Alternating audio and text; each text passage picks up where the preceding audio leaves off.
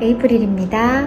이번 주에 아이 방학하고 처음으로 이제 시간을 보내고 있는데 재택을 하다가 아이가 이제 수영장에서 수영을 하다가 눈이 가렵다는 거예요. 덜컥 겁이 났어요. 결막염일 것 같아서 일단 급하게 병원을 좀 데리고 갔다 왔는데 다행히 결막염은 아니었지만 엄청난 병원비가 나온 거죠. 그래서 진짜 제가 정말 뜨악하면서 싱가포르 진짜 뭐 물가도 비싸고 다 비싼데 이 병원비 너무 심하다, 너무너무 비싸다라는 생각이 들면서 오늘 저의 이 놀란 마음과 약간의 이 감정들을 실어서 컨텐츠를 좀 찍어야겠다라는 생각이 들어서 갑자기 또 카메라를 켰습니다. 네, 오늘은 아이랑 같이 안과를 다녀왔는데요. 근데 사실 저도 약간 눈이 되게 가려웠어요. 이게 혹시 아이한테 제가 옮은 걸 수도 있어서 그냥 체크업하는 김에 같이 해야겠다라는 생각하고 이제 체크업을 했는데 그래서 이제 제일 불찰이죠. 엄청난 금액이 나왔고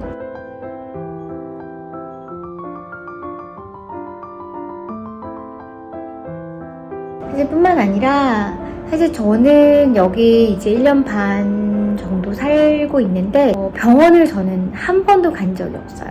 오늘 처음으로 이제 안과는 너무 가렵고 눈이 이게 결막염이면은 어떻게 할 수가 없잖아요. 막 고름도 생길 수 있고 눈이라서 정말 제가 그냥 같이 간 건데 저는 아프면 참고 그리고 한국에서 진짜 많은 약을 공수해 왔어요. 약국에서. 그래서 웬만한 거는 약을 제가 먹으면서 혼자서 이제 거의 의사인 줄 제가 저를 판단하고 웬만한 건 그냥 약으로 이제 처방을 하고 스스로 약을 먹으면서 이제 버텨왔는데 워낙 비싸다고 하니까 오늘 좀 체감을 한 것 같습니다. 좀 당황스러웠어요. 왜냐하면 그러니까 어쩔 수 없이 스페셜리스트를 찾아갔어요. 지금 결막염일 수 있으니까 찾아갔고 근데 이제 전혀 얼마가 나올 거라는 거 묻지 않아요. 물어볼 수도 약간 없는 분위기였어요. 그래서 그냥 눈 체크업하고 하면 뭐 그래도 이게 결막염이면 거기에 맞는 뭔가 약도 받을 수 있고 하니까 기다렸다가 들어가서 뭐 이렇게 눈에 이렇게 시력 검사하고 그러고서 안약 비슷한 걸 넣은 다음에 뭐 빗으로 이렇게 저희를 막 확인을 하더라고. 되게 멋있게 막 했어요, 확인을. 그래서 뭔가 껄쩍지근하게 이것저것 너무 확인한다. 약간 불안한 느낌이 좀 있긴 했는데 아니다 다를까 그렇게 한 아들 3분, 저 한 2분, 토탈 한 5분 정도의 시간을 확인을 했고 거의 둘이 합쳐서 650불 정도의 안과 치료 비용이 나왔습니다. 그리고 이제 제가 여기 오자마자 2개월에 혼자 이제 아이를 키우고 그때 이제 헬퍼가 없을 때였어요. 근데 제가 워킹맘이니까 아이가 이제 학교 갔다 왔는데 픽업해서 이제 애는 막 땀 범벅이죠. 근데 이제 꽤 자라서 혼자 샤워할 수 있거든요.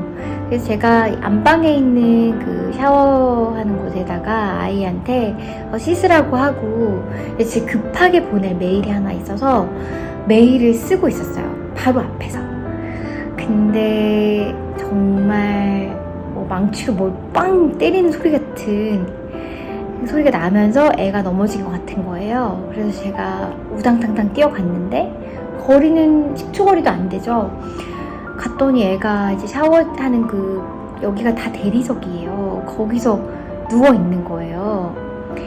막 엄청 울고 설명도 못해요. 그래서 결론은 제가 어떻게 넘어진지 못 봤고 차도 없고 놀란 마음에 막 울면서 저도 울면서 아들도 울고 저도 울고 남편한테 연락을 했죠.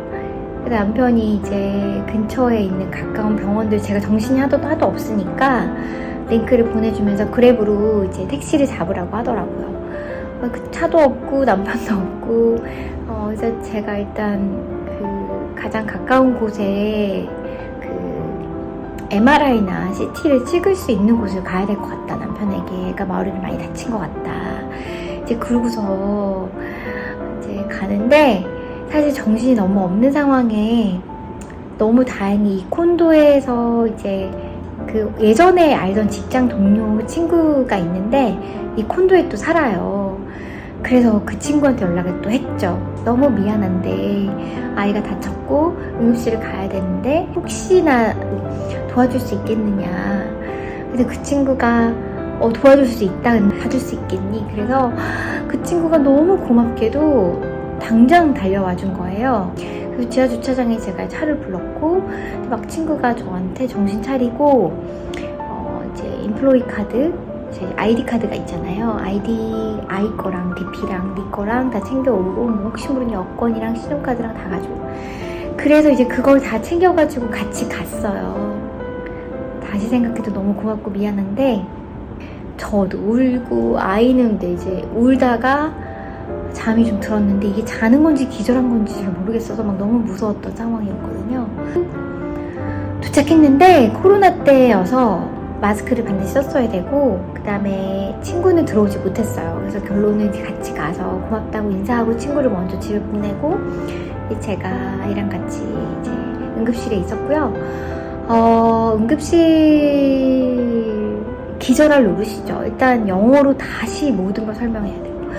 얼마나 많은 걸 질문하는지 몰라요. 그래서 막 처음부터 다시 이 아이가 언제 다쳤으며 증상은 뭐였고 그 다음에 있었던 증상이 뭐고 몇 시에 그랬으며 모든 걸 다 영어로 이제 얘기를 해야 되는 생각이 안 나는 거예요. 그냥 한국말로 해도 지금 될까 말까 한데 근데 애가 그 사이에 막 구토를 했어요. 저희 아이는 이렇게 상당히 심각하게 머리를 다쳤고 이제 그날 많이 울면서 들었던 생각이 내가 너무 용감했다.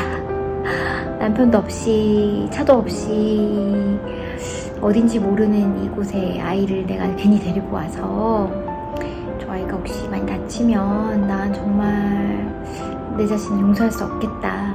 약간 그런 생각했어요. 결론은 심한 뇌진탕이었고요. 다행히 MRI를 찍고 뭐 다 찍었는데 제가 하도 거기서 우니까 안에서 막 휴지도 가져다 주시고 일하는 이 간호사 여자 간호사분들 그리고 이 아이를 지켜봤던 그 응급실 선생님도 여자 선생님이었어요. 그래서 제가 하염없이 눈물을 흘리면서 거기 약간 눈물이 나려고 하는데 하염없이 이제 거기 앉아서 제가 울고 있으니까 휴지도 가져다 주시고 MRI를 찍는데도 오래 걸렸어요. MRI 찍는 사람이 없어갖고 누가 또 들어오고 그 결론은 한 집에 새벽 2시인지 모르겠어요. 3시인지 애를 데리고 돌아왔는데 돌아왔다는 건 일단 다행히 뭐 나쁜 그 결과는 아니었고요. 근데 이제 경험하고 싶지 않은 싱가포르 오자마자 2개월 만에 경험했던 거고 근데 MRI 찍을 때도 그냥 막 정신없어 우는데 뭐 계속 와가지고 이거야 너 이만큼 돈 드는데 뭐 괜찮겠어 막 이래요.